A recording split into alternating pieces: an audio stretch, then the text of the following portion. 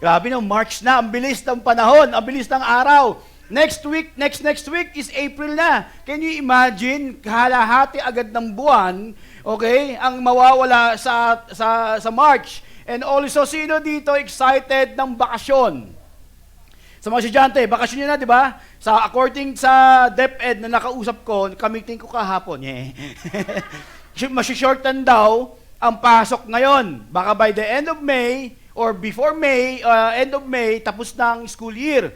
In preparation ng panibagong school year na babalik sa June by next year. Wow, okay, gusto nyo ba yun? Galing ko, nag-meeting kami kahapon, nakakala ko totoo no? So, again, mga estudyante, di ba kayo excited? Okay? At baka bumalik na yung instead of grade 12, baka maging grade 6 na ulit. Gusto nyo ba yun? Ayaw nyo. Actually, ako, litong-lito na ako anong year level ng anak ko eh. Pag tinanong sa akin si JD, anong grade na ni JD? Di ko na alam kung anong grade na ng anak ko eh. Basta alam ko, nasa high school siya, no? Si AJ, naku, pag-graduate na rin alam ko. Okay? Tama ba? Aba, hindi pa pala. Hindi pa. Okay. Hindi pa pala, na-excite na ako kasi may usapan na magtatrabaho, okay? Anyway, and ngayon June, December, and church, pakisama again, isama nyo po sa inyo pong prayer list. By this coming November, magkakaroon tayo ng Mission to Coron. Most leaders, some of our leaders, will go there to help yung church na sa Coron para mag-conduct ng mga workshops. Ipag-pray nyo na sana makahanap ng cheap or murang ticket. Okay po ba yun? Sana may piso fare daw kahapon, tama? So sa ating Nicole, nag-book na siya una. Hindi pa. Okay, sana makapag-book tayo. No? Nakakatuwa. So ang series natin is about I Am the Church, and next series is about Hua. Sabihin nyo nga, Hua. Yan, parang military or marine, di ba? Every time na merong command, huwa! Okay? So, habits of a healthy, heart. Okay? Habits of a healthy heart. Okay? Excited ako dyan dahil sino dito lagi merong tinatawag na broken heart? Ayan, broken-hearted. Okay? Or sometimes yung puso mo, hindi nyo ba alam magmali ang emotions mo, mali na rin ang mararamdaman mo. Siyempre, mali na lahat no? Alam niyo po ba, nagsisimula lahat yan sa isipan. Okay? Pag mali ang isipan mo, kukontrolin lahat. That's why, 5 topics yan, wag kayong mawawala. And for me, itong series natin na I Am the Church, nakakatuwa, no? Sino dito na-realize nila na you are the church? Ikaw pala ang simba, hindi ang city light. Okay? Everywhere you go, you are representing, the church. Okay? Hindi lang yung city light, kundi yung pagiging ambassador natin kay Kristo. You are representing Christ sa buhay natin. That is why, church, look at me, ingat tayo sa mga testimony or pinapakita natin. Kasi pag ang tao, look at me pag mali ang ginagawa mo, okay, mali ang nakikita sa'yo, hindi na sila makikinig sa mga sinasabi mo. At hindi na rin sila maniniwala sa mga bagay na lumalabas sa ating mga bibig. Okay? Sa pamamagitan ng maling actions na pinapakita sa labas. So, you are the church. So, sino dito nabibless sa topic natin ngayon? Sa series natin na I Am the Church. Wherever you go, okay, you are God's ambassador. Again, bago tayo magsimula, lahat ng babies, lahat ng bata, akyat, okay? Sa taas, ayan, Rhythm, akyat ka sa taas, huwag nyo nang sirain yung bahay, okay? Baka, sa bagay, marami naman kaming duct tape doon, duct tape namin lahat, joke lang, So, anyway, no. Okay, go. So, again, our topic for today is I will lead my church family, or I will lead my family to be a healthy member or church member. Sino po dito merong family? Taas kamay. May pamilyado. May anak, ayan, may asawa, ayan, may mga magulang, may mga kapatid, taas ang kamay, ayan. Now, church, tingin po sa akin bilang isang ikaw, okay, bilang isang, halimbawa, nag-iisang Kristiyano sa isang family, dapat tayo ay mag-lead or magpakita ng good example sa mga taong nasa paligid, especially sa ating pong pamilya, dapat makita sa atin. Okay, by leading them, by showing them the good example o modeling ng bilang isang Kristiyano. Ako po ay na-save noong 1999. It was December. Before that, bago ako nakakilala sa Panginoon, 1999, I was only 19 years old, college student, seaman, pag-graduate ng seaman, okay? So, alam niyo na yung story ko, nahulihan ako ng drugs and kutsilyo, and then na-blacklisted sa school, sa pinag-aaralan ko, and because of fraternity. Okay, that's why mga students, high schools, wag na wag kayo papasok ng fraternity. Kasi ang fraternity ngayon ay hindi na talaga fraternity, gang. Okay?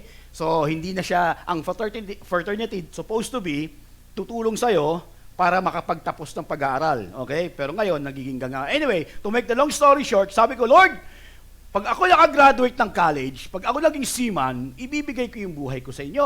Susurrender ako. Okay? Alam mo, that time, God is good, nawala yung pagiging blacklisted ko sa isang school is because yung tito ko at yung attorney na may hawak ng kaso ko is magkakilala at magkakababata. Okay? Basta yon, magkaibigan ng college. Dahil sabi ng attorney, pamangkin mo ba yan si Tyron? Pangalan ko tunay Tyron, ha? Sabi niya, opo, pamangkin ko yan, bro. Sabi niya, okay, dahil because pamangkin mo yan, dahil di mo sabi sa akin, dahil sa tito mo, nakagraduate ako ng college. Okay? So, tinanggal yung kaso ko, naka-enroll ako, siyempre, bilang isang tao, tutuparin mo yung pangarap mo, tama? Ay, pangako mo, na Lord, sige, sabi ko, pag ako nakagraduate, pag ako nakapasok ulit, naka-enroll, at mawawala yung kaso ko, ibibigay ko yung buhay ko. Sumunod ako sa ministry, sa Pasig, okay? Nag-volunteer ako bilang isang volunteer, okay? Sa mga dramas nila, hindi pa ako Kristiyano noon. Okay? And then, nakita ko sila na meron kasi silang drama outreach about sharing the gospel. Then after the drama, ako yung taga-set up ng mga props at hindi pa ako Kristiyano. Dahil sinabi ni Lord, pinag-graduate niyo ako, susunod ako. Okay? Pero buhay ko ay napakagulo. And then sabi nung nakita ko yung isang Christian worker, nagbibigay ng papel sa mga leaders. Sabi ko, ano yan? Sabi ito yung John 3:16 diagram. Okay? So pwede mo ba akong turuan? Sabi niya, sige John, upo ka. Tinuruan niya about God's love, sharing the gospel, doon sa mga hindi pa nakakilala sa Panginoon. And then, pinag-aralan ko yan ng mabuti. Okay? That night, nag-share ako sa mga 3 young people at tumanggap sa Panginoon. Remember, hindi pa ako Kristiyano that time. Alam ko lang ipaliwanag. At nung tumanggap, tungtuwa ako, may tumanggap. Okay? And then sabi ng John, next bukas ulit, punta ka kasi nga kailangan namin ng volunteers. O sige, sasabihin niya, kailangan mo kabisaduhin yan. So, umuwi ako ng bahay, okay? Kakabisaduhin ko yung John 3:16, lahat ng verses, yung diagram, sabi ko, nakita ko yung bunso kong kapatid, nag-aaral, sabi ko, bro, may time ka ba? Meron lang akong papaliwanag kasi kailangan ko itong makabisado. Okay? And then that night, pinaliwanag ko lahat, and then the end of the story, ng pagpapaliwanag ko, sabi niya, Kuya, kailangan ko siya tanggapin as my Lord and my Savior. And then ako nag-pause. Di biglang merong malamig na tubig, sabi niya, lumabas sa bibig ko, oo nga, ako din. That night, pareho kami nakatanggap sa Panginoon. And then 2000, nakagraduate ako ng seaman, sabi ko, Lord, gusto ko pang magpagamit. Hanggang sa merong isang missionary, American missionary, masyado akong active, okay? Pag ako nagtrabaho sa isang ministry, talagang gagawin ko lahat. And then habang tumatagal ako sa isang church, nakikita ko lalo yung mga pangit. Hindi tao, ha? Okay? Mga pangit o mga bad things na habit ng ibang Kristiyano. The more na lumalalim ako, the more na tumatagal ako sa kanila, the more na nagiging frustrated ako, the more na nagagalit ako kasi nga hindi maganda ipinapakita ng iba. Naranasan nyo ba yan minsan sa satellite? The more na tumatagal, akala mo ang satellite ang gugwapo lahat, di ba? Kasi ako madalas yung nakikita. Okay? Nung pumunta ka, hindi pala totoo. De, joke lang. Si pastor na pala gwapo. De, joke lang. Minsan, habang tumatagal ka, akala mo sa isang organizations, maayos, maganda, the more na nag-i-stay ka dyan, the more na naiinis ka. Promise. Kasi the more na nakikita mo yung mga bagay na hindi maganda. And then one of the American missionary, his name was Jason Harmeyer. One of my talagang hindi ko mang ina-idol, tinitingala ako kasi nga napaka-down to earth. Even though nasa leader siya, lahat ng meron siya, ipinamamahagi niya sa kanyang mga leaders. Welcome lahat, even yung bahay niya. Pag pumunta ako sa bahay niya, lahat pati rep, bubuksan ko yan. Okay? Kung ano yung pagkain dyan, kakainin, alam mo yung doon ko nakita, yung passion. And then sabi niya, John, sabi ko, alam ko frustrated ka, sabi niya sa akin, ginight niya ako, nakita niya, yung passion ko biglang nawawala is because natitisod na ako. Napapansin niyo ba yan? Dahil halimbawa, nakita ko si Jasper, akala ko ang galing-galing, akala mo godly, yung pala hindi. Okay, may mga ganon. Ano sabi niya, John? Sample lang po yun, ha? Remind mo, I'm reminding you, gusto ko maging guidance mo, maging katuwang mo sa ministry. And sabi niya, John, sa ministry, you have always find joy. Always hanapin mo yung joy sa pag-serve. Bilang isang church member, sabi niya sa akin, hindi ka nandito para mag-receive lang. Nandito tayo to give. Okay po ba yun? Yung frustrations, yung nakikita mo is part yan ng pag-grow mo bilang isang Kristiyano. Kasi lahat ng tao is imperfect. Wala pang perpekto, even me, sabi niya sa akin, even me, hindi ako perpekto, at dito ko nakuha, maybe someday, sabi niya sa akin, balang araw matitisod kita. Okay? Masisira ko yung pananaw mo, pero wag kang, susuko. Do not quit. Sabi nga, di ba, you have to love the church, you have to learn to love yung mga unlovable person, okay? Para na-excite ako, nasobra ng kape ng Tim Horton ni Okay, na-excite ako, okay? So, ibig sabihin po, now, church, look at me. Meron mga tao dito, sasabihin ko sa'yo, 100%, okay, matitisod ka, maiinis ka, mapuprostrate ka, okay? Ang isipin mo agad, aalis at lilipat ng ibang simbahan. Yan ang number one na gagawin ng isang Kristiyano pag nasaktan, hindi niya nakuha yung gusto niya, lilipat sa iba. Okay? Nandi niya nakikita minsan, inilagay tayo dito sa simbahan na to na merong purpose. Yung frustrations, yung mga difficult people, yan ang gagamitin ng Diyos para tayo ay lumago at magkaroon ng maraming bunga. Bilang isang Kristiyano at bilang maging isang matatag na isang anak ng Diyos. So, now look at me, every time nakita nyo na hindi perfect ang tong city light, stay. Kasi nga dito ka imumold ng Diyos kung anong church na nandun ka, kung sa mga bisita, kung nasan ka nandun, doon ka mag-grow, doon ka magbunga. Kasi yung church na yan ang gagamitin ng Diyos para tayo ay At palagay mo, lumago. Tingnan mo, nandito ka sa harapan ikaw tatanungin ko. Okay? Pag bawat mali mo, bawas points mo sa langit. Okay? That's why, church, I will lead my family to healthy church member. That is why, bilang ikaw, you have to lead your family, okay?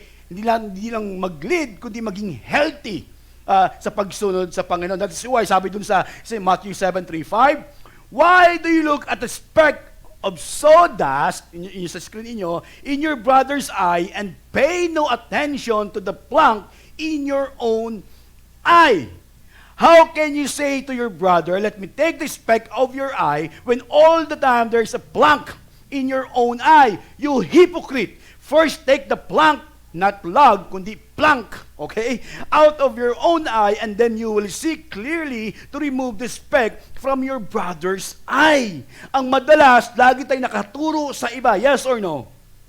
Yes or no? And then minsan madalas, nakakalimutan natin, tingnan yung ating sarili, na tayo pala ay nagiging ipokrito din. Are we clear?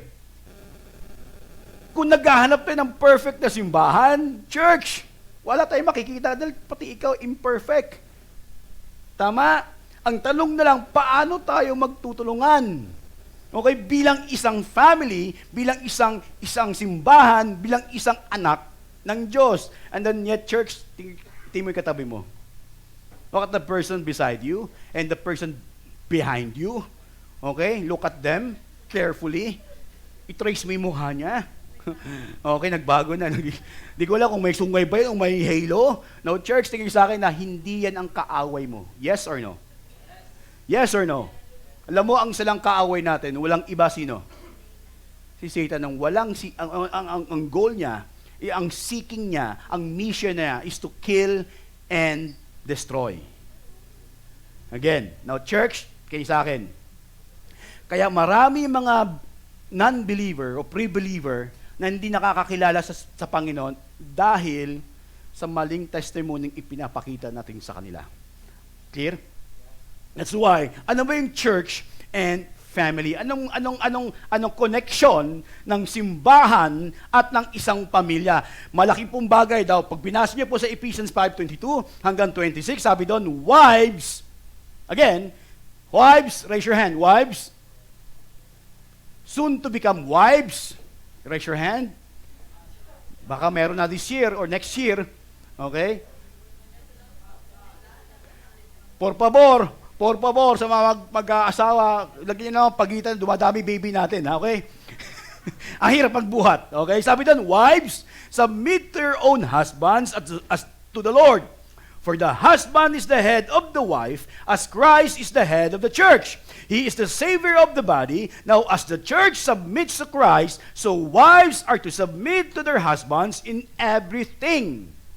Church, in everything.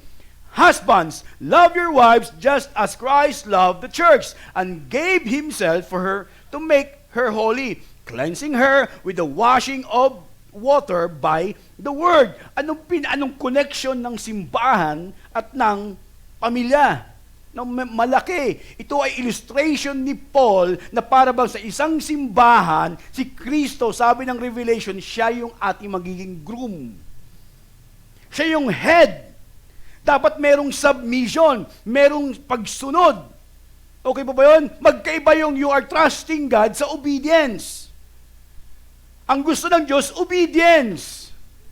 Okay? Hindi lang sa pag-trust o sa pagtiwala, kundi dapat merong obedience. That's why sabi doon, wives, submit yourself to your own husband. That's why parang City Light, tayong simbahan, we are submitting ourselves to God. Okay po ba yan?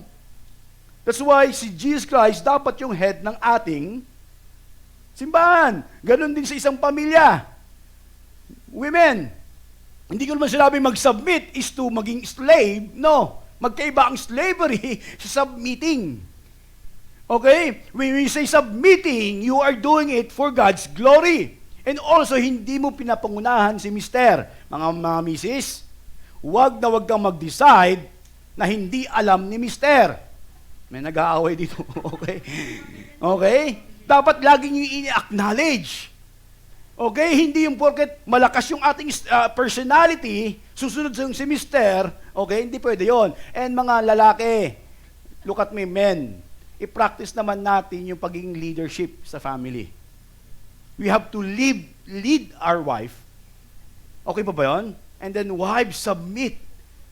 Ang submission, ito yung ginagawa ng lahat ng believer. Okay po ba yun? Malinaw? Okay, sabi doon. And also in Ephesians chapter 5, verse 32, ito yung sinabi ni Paul about the family and the church. This mystery is profound, sabi niya, but I'm talking about Christ and the church. To sum up, each one of you is to love his wife as himself, and the wife is to respect her husband. Hindi mo pwedeng paghiwalayin ang pamilya at ang simbahan. Marami sa atin nagsisimba pero wasak ang pamilya. Hindi walang harmony sa loob ng bahay. Well, church, look at me, listen to me. If we are part of God's family, dapat yung family natin, doon makikita ng mga taong nasa paligid natin yung pag-ibig at liwanag na meron kay Kristo. Are we clear? Malinaw? Malabo? Crystal clear? You have to respect. May respeto. Huwag pangunahan. Dapat meron tayong na harmony. Okay pa ba yan? Are we clear? Okay, and not only that, nako, if you read Ephesians, children, nako, listen to this. Children, obey your parents as you would the Lord, because this is right. Honor your father and mother, which is the first commandment, with a promise. Sa 10 utos, ito yung may pangako, long life. Ano yung long life? Mahabang buhay so that ma-enjoy mo yung meron sa mundong ito at yung legacy na pwede mong iiwan. Children, alam ko, mga estudyante, may mga parents tayo dito na minsan hindi mo maintindihan. Tama? May mga lasenggerong parents. May mga parents na pababaya. Okay? May mga parents na, alam mo yung dysfunctional family. But children, please, kahit na ano pang ginagawa nilang masama, you have to honor. Kasi command. You have to honor the position na ibinigay ng Diyos sa kanila. Kahit na nung sama pa nila, you have to honor your parents. And why? Because pwede mong putulin yung cycle ng curse sa panibago mong family. Are we clear? Mga bata? Kasi paano mo sabihin na anak ka ng Diyos kahit na part ka pa ng workshops o ng mga ministries ng church, kung ikaw mismo hindi marunong sumunod sa magulang mo, sira na. Tama? Paano ka ngayon sumusunod sa Panginoon? Kasi most of us, we serve because masaya. Di ba? Nakakalimutan natin, we serve because for God's glory. Ang gusto natin fame. Ang gusto natin ma-recognize. Okay? Dapat hindi ganon. Okay ba, children? Wives and husbands. And then sabi pa doon, so that it may go well with you and that you may have a long life in the land. Fathers, don't stir up anger in your children, but bring them up in the training and instructions of the Lord. Meaning, mga tatay, wag tayong mag-provoke. Okay, sa mga tatay yun, tataas ang tatay. Okay, minsan gumagawa tayo ng way na kinagagalit ng ating mga anak. Papalo, alam mo, magdidiscipline tayo, part ng punishment. Dapat hindi ganon. It should be discipline, hindi punishment. Are we clear? Ganon din ang church at ang family. Now, church, look at me. Tingnan sa akin. Pag kayo dinisiplina or pinagsabihan ng isang leader ng isang simbahan, huwag na huwag kayo magtatampo. Okay ba yun? Sino dito minsan nagpipray ng God's presence? Taas kamay. Lord, gusto ko maramdaman ang presensya niyo. Taas kamay. Taas. Taas. And then, pag merong mga dilubyo, trials, corrections, bakit tayo nagagalit? Kung gusto mo lang naman maramdaman yung presensya ng Diyos. Alam mo, ibibigay ng Diyos ang attention sa'yo kung willing kang ibigay yung attention mo sa Kanya. Okay ba yun? As a church family, sabi ko nga, sakit ng isa, ramdam ng lahat. Lately, nagkaroon ako, hindi ko pa kayang i-admit na medyo may edad na ako eh. Ang hirap ng ganun, ano? Biglang sumakit di ko alam kung arthritis ba to, basta masakit. So yung malamig, masakit. Okay? Hindi ko alam kung ano tawag yun eh. Basta sabi ko, baka pilay. Okay? Hindi to gout. Kasi alam ko, hindi na namamaga. Alam mo ba kung gaano to ka-apekto? Hindi ako maka-concentrate. Kasi pakiramdam ko, ang sakit eh, gumagapang. Okay, meron akong kaibigan, Walking Dead. Si Michael. Okay, okay lang kwento ko sa iyo, Mike. Si Michael, may gout. Okay? Dahil alam niya bawal kumain ng pad thai na may mga munggo. Tama ba? Munggo, beans. So, nakakatuwa. So si Michael, para bang tinakluban ng, kumbaga, malas, kumbaga sa term ng mundo. Okay, nagka-gout siya, and then during our event, mali yung hakbang niya. So, parang nag-split ata, tama ba, Mike? Alam mo yung buto ng manok, parang nagumanon yung hita. So, may gout ka na, meron ka pang parang tapilok or what tawag dyan, alam mo yung lakad nyo, ganon. Okay? And then kahapon, nagbuhat, nabagsakan naman ng paso yung kanyang gout. Di ba? Ang sakit, ano? Sabi ko sa kanya, bro, di ko na alam ano sasabihin ko sa'yo, pero alam ko masakit. Pero alam mo, Mark, nakaka-function ka ba na maayos? Di ba? Hindi. Ang hirap. Even me. No, church, tingin sa akin, ito yung kagandahan ng isang family. Part ka ng isang simbahan, problema mo ay problema ng lahat. Tama? If you fail, alam mo, ramdam namin. Totoo. Hayaan mo lang ang simbahan ang mag-comfort sa'yo. Are we clear? Clear? Okay, good. Sabi doon, praying together as a family for the church. Now, church, sinabi nakaraan, you have to pray for all the leaders, not only sa pastors, but sa leaders, but also sa bawat isa. Sino dito minsan guilty na hindi pinagpipray ang simbahan? Taas ang kamay. Guilty. Guilty as charged. Lahat kayo, ako lang kami lang dalawa ni GM ang guilty. Grabe, nakakatuwa naman kayo. Lagi yung pinagsinasama sa prayer, ano? Ang hirap din. Bilang isang pastor, mahirap din, Subukan mo mag-alak. Sino itong maraming anak? Bukod kay Melvin. Si Melvin, pinakamarami ito, 6. 6 ba sa'yo? 6, 5. Kita mo, pag pumasok sila, parang trend. Yung sunod-sunod. Okay. Ang hirap kaya. Same thing din to us. Ano? Hindi namin kayang alagaan o bantayan ang bawat isa. That is why kailangan namin ang tulong ninyo para magpalakasan sa bawat isa. Malinaw ba yun? So yun ang kagandahan ng pagbilong ka at privilege pagbilong ka sa isang simbahan. You have always pray for spiritual protection, for protection from moral failure. Now, kaibigan, tingin nyo kami hindi mahuhulog sa kasalanan. Plagay nyo, mahulog ba kami sa kasalanan? Yes. Tingin nyo may mga babaeng aaligid sa akin? Yes. Eh, di ba? Oh, yes. Totoo yan. Kaya pag may mga babaeng chicks, nakita mo gaduwita yung ring. Habang, for the preaching of the word, for the families, no, siyempre kami mga pastor, tayo mga leaders, bawat isa, church, meron din kami inaharap na problema. Okay? Meron din kaming kailangan. So, kailangan namin ang prayer ninyo. And for encouragement, alam minsan, sa mga leaders, sa bawat isa, kung mapapansin nyo, every time na pumapasok ko ng Sunday, meron kaming fist bump. Kahit from dun man lang, maramdaman mo yung connection. Pwede nyo ba tapikin sa balikat yung katabi nyo ngayon? Sabi mo nga, tapikin mo. Yes. Promise, tapik nyo ng maayos, huwag naman masakit, ha? Yung talagang tapik na, sincere na tapik. Subukan nyo. And then sabihin sa kanya, good job. Sabi mo nga, good job. Di ba? Kahit na bad job, sabi mo, good job. Okay? Alam mo, ang sarap na merong, alam mo, may mga tao nag-i-encourage. Now, church, again, tingin sa akin, nandito tayo sa City Light, hindi para pagsilbihan, kundi tayo dapat ang magsilbi. Dapat hindi tayo lang ang blessed. Dapat tayo ay maging blessing sa iba. Yung presence ninyo, lagi kong sinasabi, yung presence ninyo ay blessing sa bawat isa. Yung presence ninyo ay blessing sa aming mga pastor. Pagtapik ninyo, pagkamusta ninyo, pag-smile lang ninyo sa mga kasama nyo, magbibigay ng encouragement. Okay po ba yun? Dahil hindi lahat ng araw-araw, maayos at masaya. Kailangan namin ng encouragement ninyo. And also for physical strength, kailangan namin lakas, pag-pray nyo po bawat isa, sino may mga sakit, pag-pray nyo po yan. Kuya Mike nyo, may gout, nabagsakan ng paso, pag-pray nyo po yan. Okay?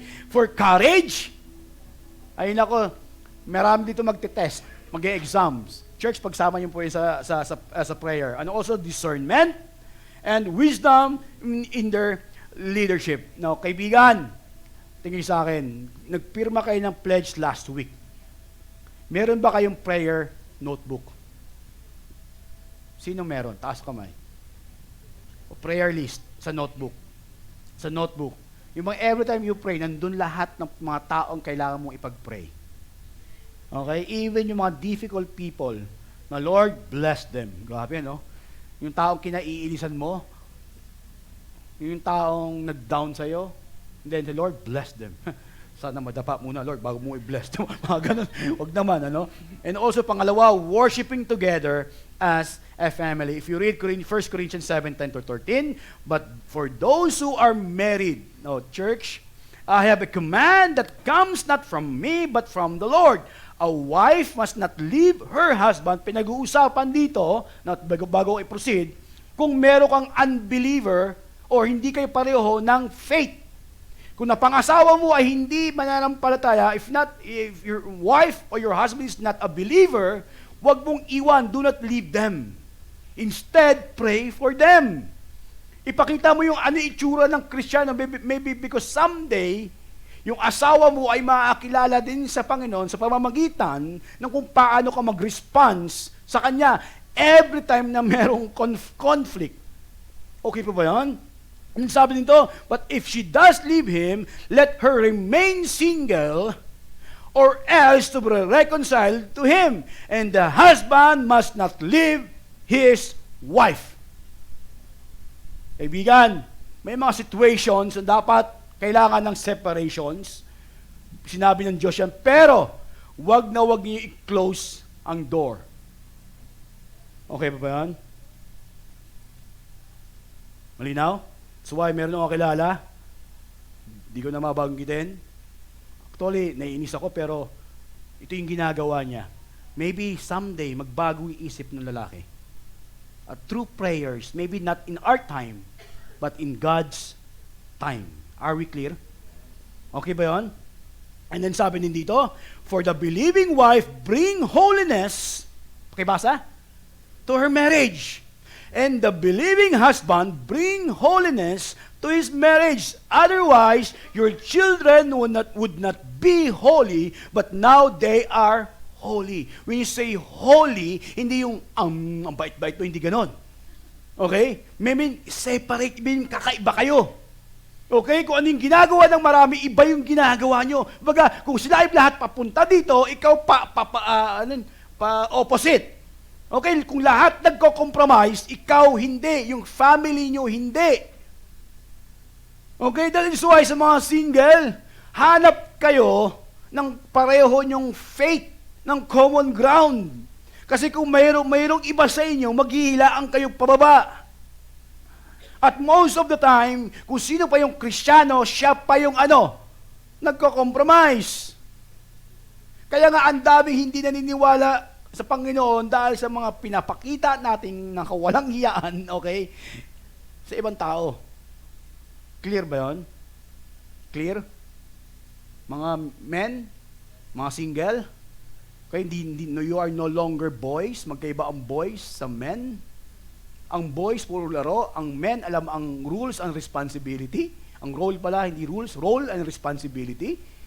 You have to find yung right person, but first, be the right person. Married people, nandun na, ibinigay na sa inyo yung taong pinag-pray nyo sa Panginoon. Sana hindi maging stagnant ang relationship ninyo.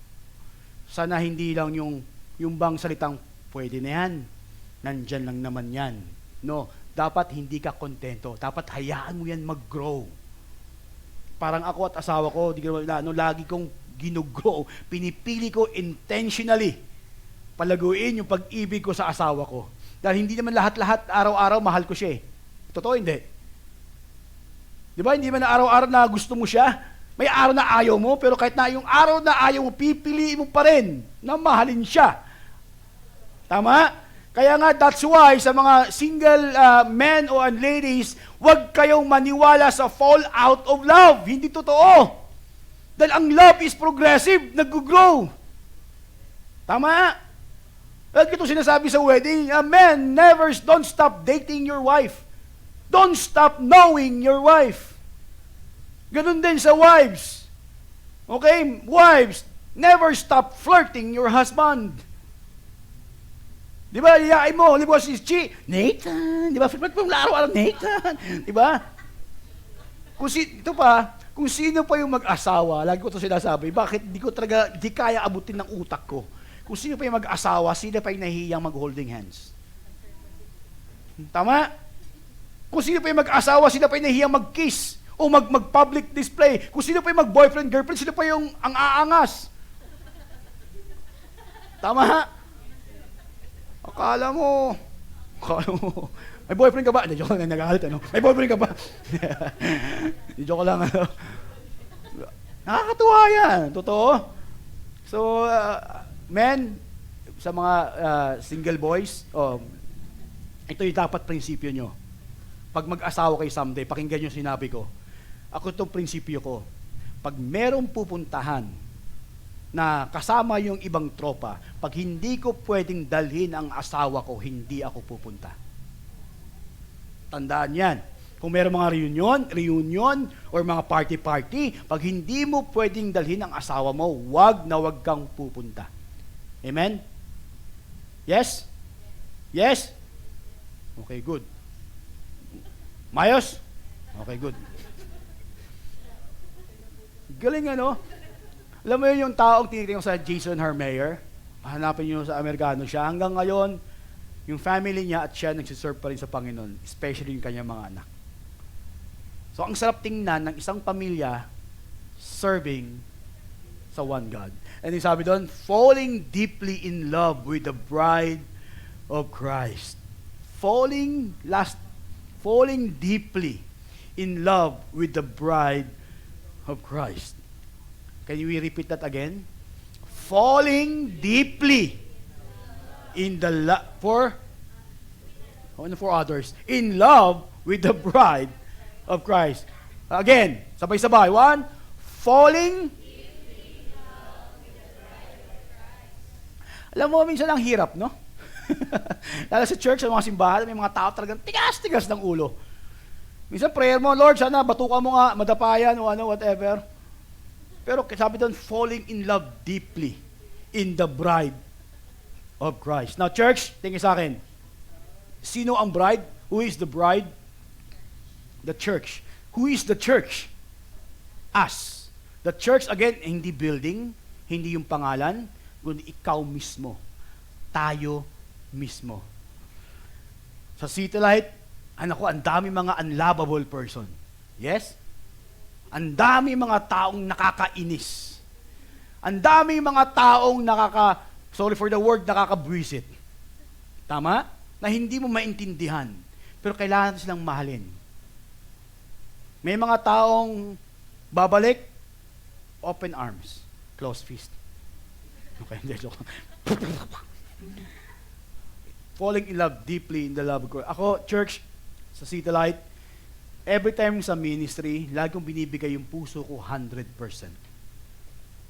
Kahit masaktan ka, mainis ka, pero alam mo yun, yung bang pagmahal mo yung Panginoon, if you know your why, hindi ka magkikwit eh. Tama? If you know your why, bakit? Every time na mayroong frustrations, balik ka dun sa why. Okay, bakit mo ginagawa? And most of the times, dun tayo lagi sa when. Yung gusto natin maging part, mag-start agad, pero not knowing your why. At para kanino mo ginagawa yung who. Kaibigan, masasayang yung passion mo. Matitisod at matitisod ka pa rin. Kahit magpunta ka sa iba't ibang simbahan na malalaking simbahan, sasabihin sa iyo, marami dyan ang mga imperfect. Pag alam mo yung why mo, alam mo, mamahalin mo yung ginagawa mo.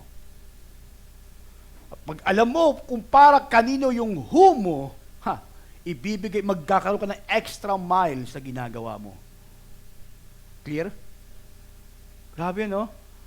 Ang sarap pag lahat ng Kristiyano merong extra mile because yung love niya sa Panginoon nag-o-overflow. Ay nako, ano kaya meron sa City Light? Ano kaya meron sa mundong ito? At ang credit, nako, hindi natin pwedeng angkinin, kundi sa Panginoon lang, wala nang iba. Grabe, kahit na anong sama pa ng mga kasama mo, mga tao hindi mo maintindihan. Kung sino pa yung matagal, yun pa yung matigas ang ulo. Tama? Alam mo, church, sabi, ito lang nagre-remind sa akin, if you read in Romans 5:8, sabi doon, but God, pakibasa, prove His own love for us in that while we were still sinners, Christ died for us. Even though si Judas, pagkakanlulu siya, hinugasan niya pa rin ang paa. Even though si Peter, i-deny siya 3 times, binigyan niya pa rin ng chance. Tama? Even though Thomas, na kasama niya for 3 years, nagdududa pa rin. Kaya nga doubting Thomas, sumunod. At binigyan niya pa rin ng chance. Winelcome niya pa rin at pinili niya pa rin. Mga kaibigan, naniniwala ako, pinili ka ng Diyos. Hindi lang para maging mag-SSS, sitting satisfied, kundi maging kagamit-gamit niya, ma-advance ang kingdom. But first, kailangan natin mag-abide sa Panginoon. Dapat tayo ay konektado sa Kanya, sa true vine. Kahit na anong ginagawa mo sa ministry, kung hindi ka connected, kung hindi ka naka-abide sa Kanya, sayang yung ginagawa mo. It will all lead sa frustrations, anger, and dissatisfaction, and quit. Pero kaibigan, ang gusto ni Lord, connected ka sa true vine, at hindi lang sa true vine, kundi sa simbahan, yung family, na kung saan tayo nilagay ng Panginoon. Hindi aksidente kung bakit ka nandito sa City Light. May dahilan. May purpose. May purpose. At kung parang katawan, sinabi ng Bible, may kanya-kanyang functions, sana bawat isa makipag-cooperate. Alamin mo yung gift na ibinigay sa iyo ng Panginoon para makapag-function tayo ng maayos as a body of Christ. Okay ba yan? Are we clear? So are you blessed? Are you blessed na nilagay ka ng Diyos sa itong pamilyang ito? Privilege yan, ha? Maging part ng isang family na kung saan itinilaga ng Diyos. Meron tayong a pledge. Ito yung pang fifth pledge natin. Okay lang po ba yun? Ilabas yung ating card. Ito yung card. May kutsilyo dyan. Magpa-blood compact tayo. Okay lang ba basahin natin sabay-sabay? Okay? Kung hindi nyo mabasa, meron to sa screen, meron dyan sa TV sa likod. Can we read this together? 1, 2, 3, go. I am a church member. I will lead my family to be a good members of this church as well. We will pray together for our church. We will worship together in our church. We will serve together in our church. And we will ask Christ to help us fall deeper in love with this church because He gave His life for her. Galing. Because He gave His life for her. God or Christ died for each and every one of us. Precious yan. Okay ba yun? Now, if you agree, paki-sign, okay, and lagay mo ng date. Yung covenant na ginawa natin ngayon sa Panginoon, sign, and put the date, and thumb mark. And then, sa panahon namin, lagyan mo ng kisses. Yung nanganganak. Hindi nila alam yun, hindi nila alam. Tayo lang, mga nakakaalam lang yun, mga basta. Okay? Dapat yung ballpen mo mabango din. Okay ba yun? Okay, kaibigan. Nakapirma na? Tingin sa akin. Tingin sa akin.